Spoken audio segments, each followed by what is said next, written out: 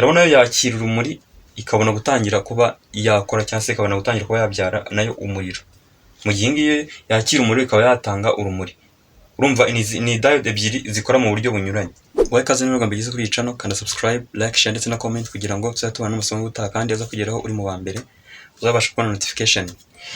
Ndavuga ngo kandi niba warakanda subscribe, mufitiye group ya WhatsApp yemerewe buri muntu wese yakanda subscribe hano kugira ngo abashe guhura n'abandi bari muri Titan community kugira ngo tubashe kungurana ubumenyi nk'abatekinisiye bari ba professional cyangwa se abanyamwuga mu byo dukora. Uyu munsi ngiye kuvuga ku moko y'ama diode cyangwa se y'ama diode. Ubushize twasobanuye kuri PN junction mu byitwa semiconductor, tuvuga kuri diode ishobora gukora nka rectifier, iriya ni nayo twita standard diode cyangwa se ordinary diode.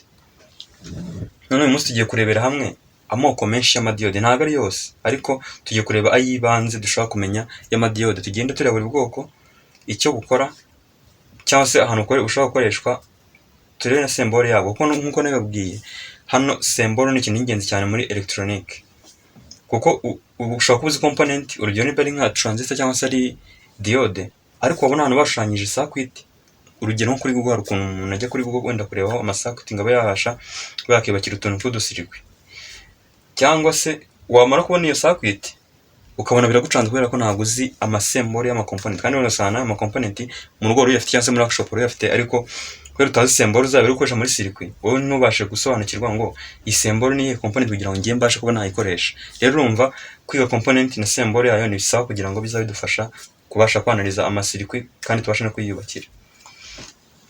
Rero tudatinze hano dufite iyi ordinary diode cyangwa se PN junction diode isanzwe, iriya njya nkunda kubashushanyiriza, iriya nkunda no kubereka isa umukara ifite akabara k'umweru ku ruhande. Iriya diode yitwa standard diode cyangwa se ordinary diode. Reka dukoreshe standard. Standard diode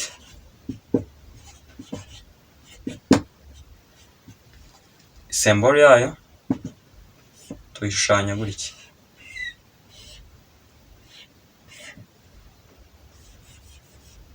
Hano izi diode zose ndibubereka hano haba ari kuri anode,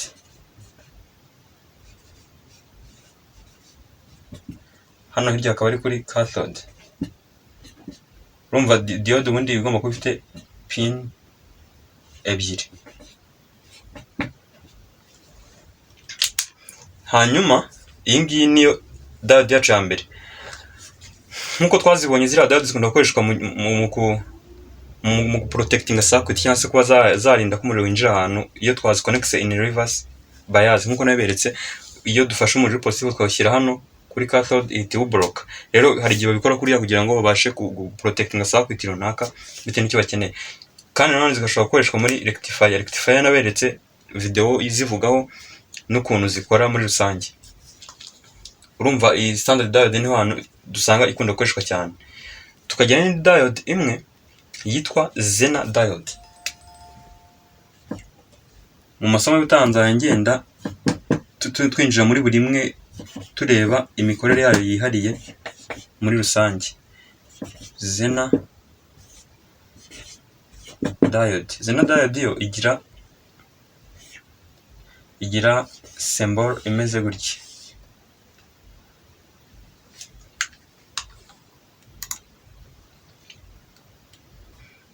Igira symbole imeze gutya. Nk'ibisanzwe nayo hano bari kuri anode, hano ari kuri cathode. Zener diode yo dusanga ikintu cy'umwihariko yigiraho. Zener diode ishobora gukora nka voltage regulator. Iyo tuvuze voltage regulator ni ukuvuga ngo hari igihe tuba dufite wenda power supply cyangwa se tukaba dufite battery ya volte 12. Mu by'ukuri tukaba dukeneye gukoreshamo volte 5 gusa, wenda nta hantu dukeneye kuzishyira kugira tuzikoreshe muri circuit runaka.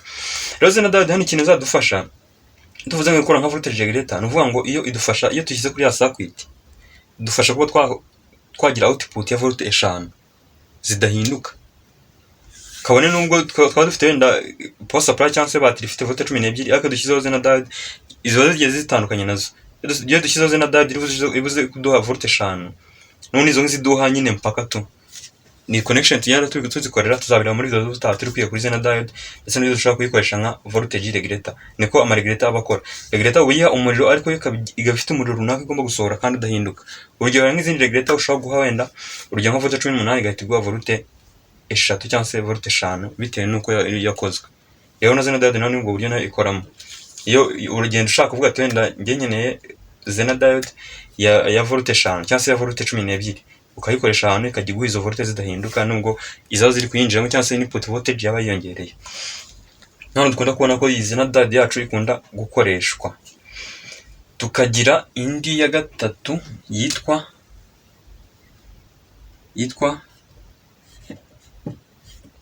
light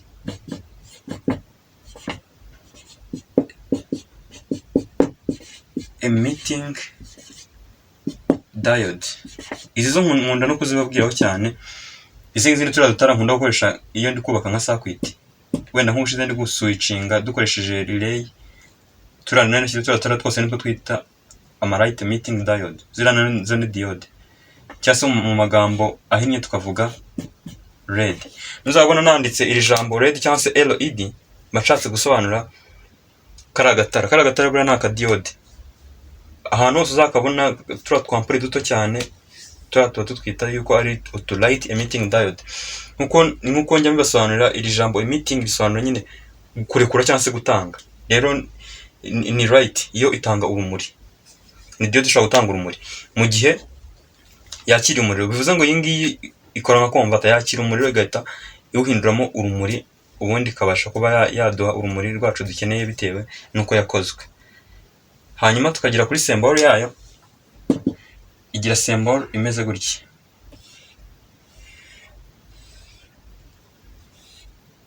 Symbol imeze gutya. Hari utuntu dufresh tubiri. Ibingibi bigaragaza ko nyine iyo imaze kuba bias cyangwa se imaze kwakira umuriro. Ariko muri buri forward nyine ubwo urumva positive ijya hano. Umuriro uri positive tuwushyira hano, hanyuma negative utamene cyangwa se urumva batiri ifite tamene ebyiri, iyi positive ni negative. Iyo tuyizishyizeho hano positive hano negative hano ni guhita yaka. Iyo zicuritse ntabwo yaka. Utwabonye diode ziconductinga mu cyerekezo kimwe. Nyine zemerera umuriro guca mu cyerekezo kimwe. Bivuze ngo iyo ucuritse ntabwo ikora, ahubwo ya depression region yayo itayaguka, ahubwo igahita iblock umuriro ntubasha kuba wayinyuramo. Dukomeze no ku yindi twita photodiode. Photodiode yo ikintu ikora iyo nta byita yuko ari nka inverse yingiye, cyangwa se ikora ibihabanye n'ibyo LED ikora. Niba LED yakira umuriro igahita ikora urumuri, ahubwo photodiode yo irabihindura, ahubwo yakira urumuri igatangira kuba yakreya umuriro. Kuvuga ngo iyo na symbol zazo zibigaragaza yuko ari zikora mu buryo buri inverse. Imwe ikora nka inverse yindi. Iyo symbol yatishushanya gutya. Bibutsa ko mu biganiro by'ubutazanya tuzinjiramo imwe kuri imwe tureba nuko ikora, tureba amafoto yayo, izishobora tunazifata muri buri practice tube twazikoresha mu bintu runaka. Rero iyi ngiyi niyo twita photodiode. Urabona yo yakira urumuri ikabona gutangira kuba yakora cyangwa se ikabona gutangira kuba yabyara nayo umuriro. Mu gihe ngiye yakira umuriro ikaba yatanga urumuri. Urumva ni diode ebyiri zikora mu buryo bunyuranye. Niba ugejeje ahangaha video mbere ko dukomeza, kana subscribe, like, kore na share ku bantu wifuza ko mwasangira ubumenyi butangirwa hano, ubundi tujye duhora twungurana ubumenyi kuri iyi channel. Kandi mfite na group ya WhatsApp yitwa Titan Professionals, link iri muri description kugira ngo ubashe kuba joininga nawe ubashe kuba wasangira ubumenyi n'abandi.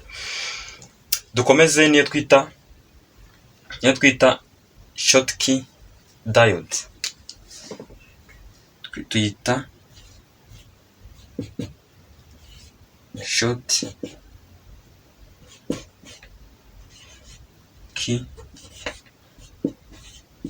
diode. Ingiyi nayo ni diode. Iyo ikindi kintu yo yihariyeho nuko hari akantu ntigeze mbabwira kuri izi standard diode cyangwa se dukoresha muri rectifier, bitewe na semiconductor zikoze hari umuriro runaka ibigomba guheraho kugira ngo itangire kuba yatambutsa umuriro. Rero hari zigira 0.7 voltage. Ubwo bivuze ngo umuriro uri munsi ya 0.7 ntabwo ushobora kuba wayinyuramo, izo twita forward voltage. Noneho hari n'izindi zigira 0.3 bitewe. Noneho iyi ngiyi umwihariko wayo ni uko yo ibasha gukondakitinga none munsi yaho ngaho cyane, kubera ko yo ishobora gutangira gukondakitinga, hari izo nabonye zishobora gukondakitinga kuri 0.2. Urabona iyi ngiyi ugereranyije n'izi ngizi zo mu rectifier zishobora guhera kuri 0.7 voltage.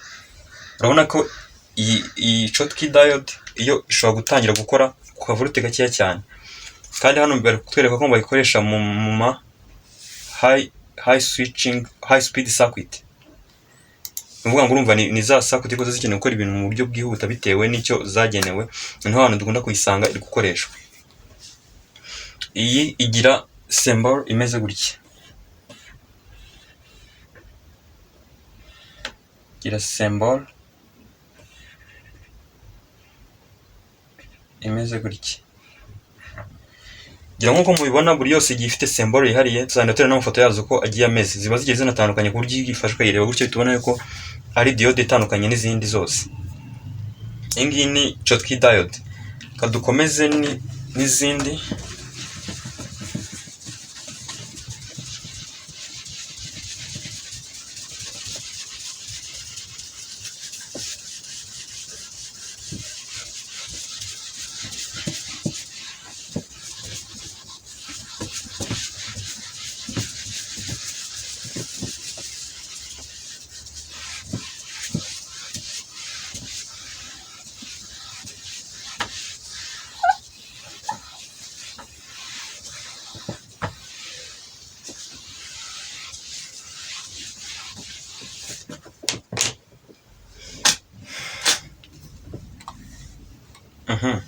Kadukomeze n'izindi, hariyo twita tunnel diode.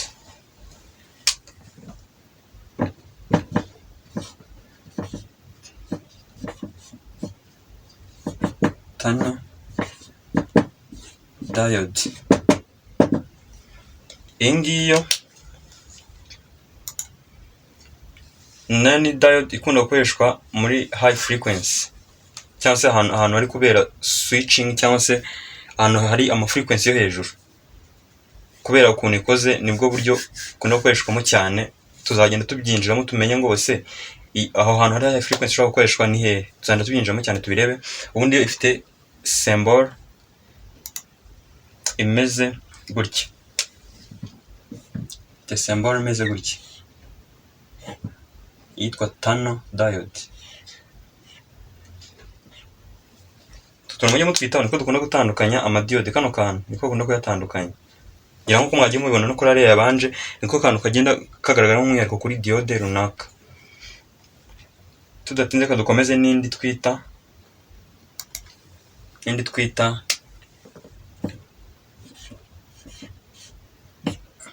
Valacta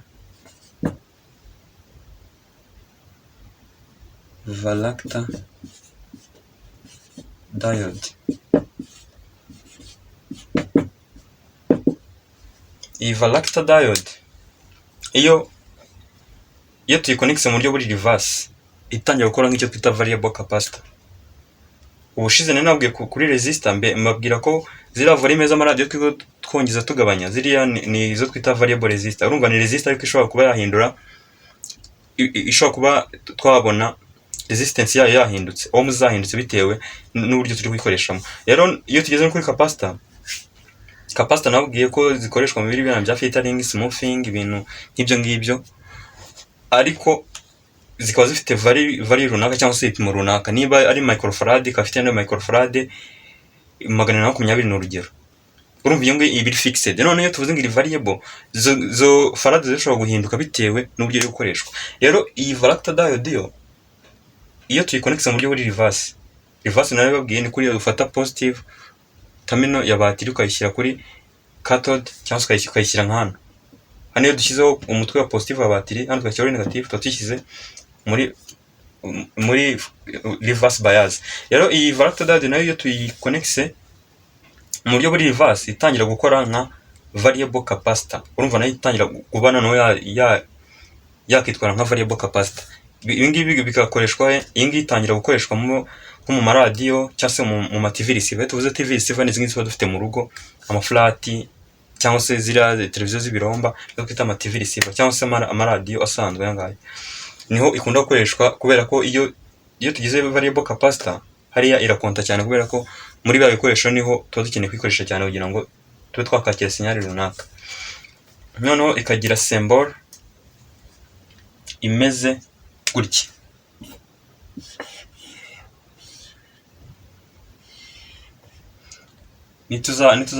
nituzareba kuri capacitor tuzareba ko capacitor nazo hari capacitor zigira symbol zimeze nk'utu turongo tubiri uri kubona.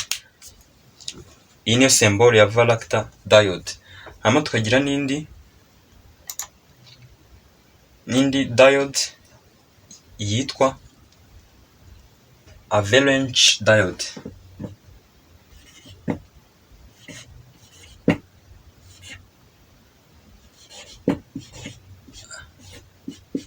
Avalanche diode. Iyi ngiyi yo ukuntu ikora, iyi ngiyi ijya gukora nka zena diode, ijya gukora nka voltage regulator muri rusange, ariko yo ahantu itandukanye na zena nuko yo itandukanira ahantu zikoreshwa. Iyi ngiyi ikunda gukoreshwa mu byo twita surge protection. Iyo tuvuze surge ni kuriya umuriro voltage ushobora kwiyongera cyangwa se current ikiyongera, ariko bimwe byangana nafunze ajya mu by'igihumbi by'isegonda mu kanya gato cyane nyine utapfa kureba n'amaso, ku buryo nyine nk'isegonda ifashwa ukarigabanyamo nk'uduce 1000. Ubwo nibyo twita millisecond. Nko muri millisecond wenda nka 50 umuriro ukiyongera ugahita wongera ugasubira kuri standard wari uriho. Ibyo bintu biba bibaye nibyo twita surge. Noneho iyi ngiyi rero iyo twayikoresheje nka muri surge protection circuit, zidufasha kuba zakumira iryo hindagurika ry'umuriro mu buryo budasanzwe gutyo. Niho hantu ijya ikunda kuba yakoreshwa mu circuit akora iyo protection. Hanyuma yo ikagira symbol imeze gutya.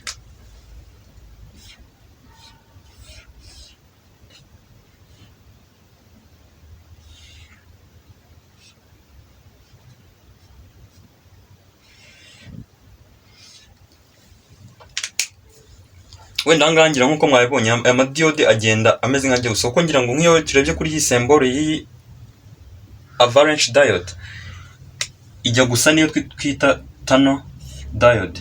Tunnel diode twabonye ko ifite symbol imeze gutya ngira nkuko muzibona. Iyi ngiyi ni urabona biro bijya kumera kimwe ku masembolo. Niyo mpamvu ugomba kubyitaho ukamenya ngo iyi symbol mbonye ni iyihe diode cyangwa se ni ubwoko bwa diode kugira ngo ubashe kwitandukanya n'izindi. Mbibutsa ko aya ntabwo ariyo moko yonyine ya diode tugira, gusa ngaho nuko ariyo y'ingenzi dukunda kubona cyane cyangwa se dukunda gukoresha cyane, ariko hari n'andi menshi nzagenda mbereka nitumara kwiga kuri aya ngaya imwe kuri imwe, tukamenya ngo ese biriya bintu twabonye ikora ibikora gute cyangwa se ibikorera cyangwa se bigenda bite.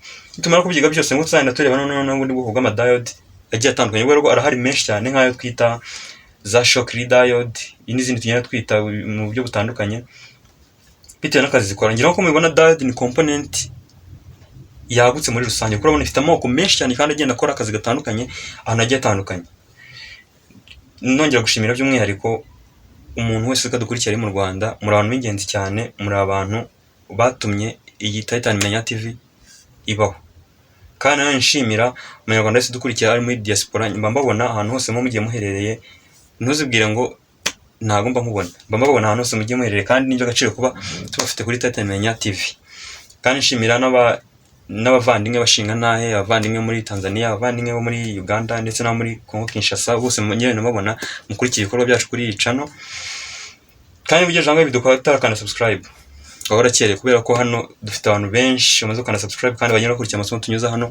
Nawe kana subscribe kugira ngo tugize tubana mu masomo y'ubutaha, kandi tujye twunguka ubumenyi mu buryo bugiye butandukanye, ubundi duhuze ubutaha. Ciao.